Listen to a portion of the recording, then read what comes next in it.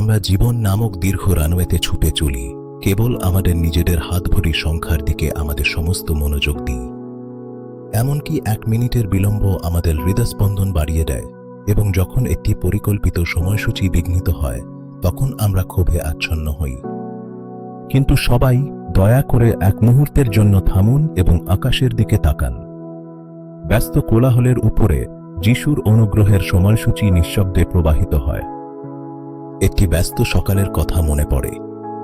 একটি গুরুত্বপূর্ণ মিটিংয়ের আগে একটি শিশুর জুতার ফিতা বাঁধতে গিয়ে আপনি আপনার রাগ দমন করে হাঁটু গেড়ে বসলেন। ঘড়িতে সময় পার হয়ে গিয়েছিল, কিন্তু আপনি জানতেন না সেই কয়েক মিনিটের বিলম্ব আপনাকে মৃত্যুর আগুন থেকে দূরে রেখেছিল। যিশু সর্বদা আপনার পাশে ছিলেন।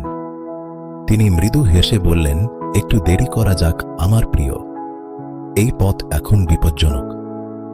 বিলম্ব কোনো প্রত্যাখ্যান নয়, বরং যিশুর সবচেয়ে সূক্ষ্ম সুরক্ষা।